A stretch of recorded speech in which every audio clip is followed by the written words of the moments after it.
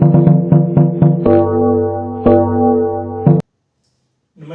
सत श्री अकाल दोस्तों। मैं हूं आपका दोस्त doctor Nitin Kumar Singla, Nitin mind care Patiala से। दोस्तों, आज हम बहुत ही इंपॉर्टेंट टॉपिक के बारे में बात करेंगे, जिसको बोलते हैं हकलाना, स्टैमरिंग या स्टटरिंग। इसके बहुत से नाम हैं। सो दोस्तों, ये स्टैमरिंग क्या है, क्या चीज़ है ये? स्टैमरिंग या स्टटरिंग का मतलब है कि बोलते हुए बीच बीच में रुक जाना, रुक रुक के बोलना, रेपिटिशंस करनी कई बार एक वर्ड की, हेजिटेशन होती है स्पेसिफिकली फर्स्ट वर्ड को बोलने में। सो ये देखा गया है कि स्टैमरिंग, या जिसको हम हिंदी में बोलते हैं हकलाना, हकलाने की बीमारी ज़्यादातर बच्चों में ही शुरू हो जाती है। मोस्टली 5 या 6 साल से ये देखने को मिलती है। और DSM-5 में अभी इसका नाम चेंज होके स्टैमरिंग या स्टटरिंग से अभी ये चाइल्डहुड ऑनसेट फ्लुएंसी डिसऑर्डर में कन्वर्ट कर दिया गया है।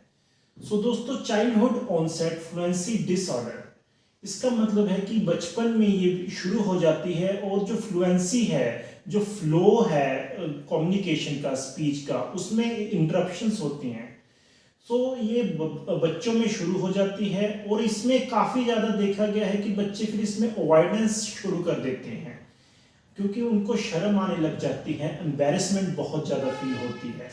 सो वो बोलने को ही अवॉइड करना शुरू कर देते हैं, सोशल सिचुएशन में, सोशल इवेंट्स में पार्ट लेने से डरते हैं और उनमें एंजाइटी की प्रॉब्लम शुरू हो जाती है। सो इसके बारे में काफ़ी कम लोगों को पता होता है। पहले तो कई बार ये होता है कि लोगों को पता ही नहीं चलता कि ये कोई प्रॉब्लम है। उनको लगता है कि बच्चे में कॉन्फिडेंस लो है, इसलिए उसको बस यही बोलते रहते हैं कि हिम्मत से बोल, डर मत, डर मत। सो मेरे सभी दोस्तों, ये डर नहीं, ये एंजाइटी नहीं, ये कम्युनिकेशन डिसऑर्डर है जिसका इलाज हो सकता है। सो इसमें क्या होता है कि इसमें स्पेसिफिकली स्टार्टिंग वाले वर्ड्स में या बीच या अंत में भी कई बार बच्चा रुक रुक के बोलता है। अभी मैं आपको एग्जाम्पल के इस हिसाब से बोल के बताता हूँ। जैसे मेरा नाम नितिन है, इसको अगर स्टैमरिंग वाला बच्चा बोलेगा तो इसमें होगा मेरा नाम नितिन है। सो एक ही शब्द को, एक ही वर्ड को बार बार रेपिटेशन से बोलना। सो इसमें पेरेंट्स के लिए ये समझना बहुत ज़रूरी है कि 5 साल तक काफ़ी बच्चों में ये नॉर्मल स्पीच का प्रोसेस होता है। सो इसका डायग्नोसिस 5 या 6 साल के बाद ही बनता है, क्योंकि ये देखा गया है कि 80% बच्चे 5 साल के बाद अपने आप नॉर्मल हो जाते हैं without any treatment. So after 5 years हम इसको कंसीडर करेंगे कि ये कोई बीमारी है। और उसके बाद अभी ये देखा गया कि ये बॉयज़ में, मेल्स में काफ़ी ज़्यादा पाया गया है फीमेल्स के कंपैरिजन में। और वर्ल्ड का 1% पॉपुलेशन में स्टैमरिंग है। और बच्चे ये सोचते हैं कि अभी मुझको स्टैमरिंग हो गई, अभी मैं कोई भी चीज़ में पार्ट नहीं ले सकता, और वो धीरे धीरे डिप्रेशन की ओर जाना शुरू कर देते हैं। एंजाइटी सिम्टम्स बहुत ज़्यादा बढ़ जाते हैं और कई बार तो ये देखा गया है कि कई बच्चे सुसाइड तक पहुंच जाते हैं। सो दोस्तों, जितना जल्दी इसका ट्रीटमेंट हम करवा लेंगे उतना इजी इसका ट्रीटमेंट हो पाएगा, क्योंकि एक बार ये साइकोलॉजी में ज़्यादा डीप तक चला गया कि यस आई एम अ स्टैमरर, और अगर एडल्टहुड में इसका ट्रीटमेंट की बात सोचेंगे तो उसका ट्रीटमेंट हो जाता है, लेकिन डिफिकल्ट है काफ़ी।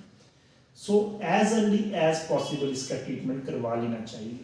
सो इसके ट्रीटमेंट में कोई ज़्यादा मेडिकेशन वगैरह नहीं है। इसके ट्रीटमेंट में speech therapy, psychological evaluation and CBT, ये इसके पार्ट्स होते हैं, क्योंकि उसको सोशल सिचुएशंस में कैसे अपने इमोशंस को काम डाउन रखना है और स्पीच की क्या प्रैक्टिसेस हैं, क्या टेक्निक्स हैं, वो सारी बच्चे को सेशंस में ये सिखाई जाती हैं। सो ये देखा गया है कि ऐसा नहीं कि अगर किसी को स्टैमरिंग हो गई या स्टटरिंग की प्रॉब्लम है तो वो कोई सक्सेसफुल नहीं बन सकती। मैंने देखा है कि बहुत से यंग स्टूडेंट्स मेरे पास आते हैं, वो बोलते हैं कि डॉक्टर साहब मेरे को स्टैमरिंग है, मैं इंटरव्यू नहीं दे पाता, मैं तो आज के बाद कभी सक्सेसफुल बन ही नहीं सकता। नहीं, ये गलत है। जैसे हमारे अभी के अमेरिका के प्रेसिडेंट हैं जो बाइडन, सो वो भी एक स्टैमरर है। बहुत ही मशहूर बॉलीवुड हीरो हैं Hrithik Roshan, he is also स्टैमरर।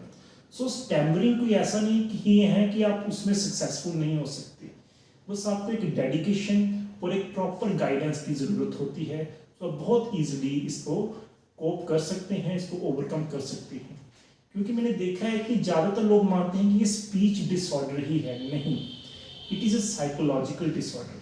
इसके साथ इमोशंस बहुत ही ज़्यादा डीपली जुड़े होते हैं और जो इमोशनल डिस्टर्बेंस है बहुत बहुत ज़्यादा होती है। सो प्राइमरी बिहेवियर होता है स्पीच का, लेकिन सेकेंडरी इसमें इमोशंस और कई सेकेंडरी बिहेवियर्स होते हैं, जैसे कि कई बच्चे बोलते बोलते अपना आँख झपकाने लगते हैं साथ में, या अपने मुंह की शेप बिगाड़ने लग जाते हैं, या कईयों को अपने शोल्डर हिलाने की आदत होती है। तो ये उसको स्टैमरिंग को कवर करने के लिए अलग अलग बिहेवियर, इनको सेकेंडरी बिहेवियर बोलते हैं, ये शुरू हो जाते हैं। और एक बहुत कॉमन चीज़ देखी गई है कि जो वर्ड्स में बच्चे हकलाना, उनको पता होता है कि ये वर्ड्स पे मैं हकला सकता हूँ, तो उसको सब्स्टिट्यूट कर देते हैं।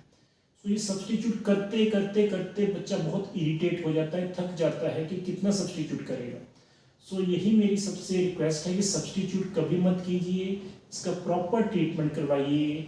आप यहाँ पे नितिन माइंड केयर में आइए, हम आपको बहुत अच्छे से, बहुत ही प्यार से ट्रीट कर सकते हैं।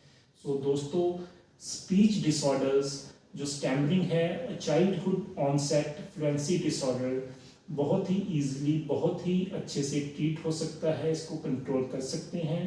सो नितिन माइंड केयर पटियाला में आप आइए और यहाँ पे इसका ट्रीटमेंट संभव। नमस्कार।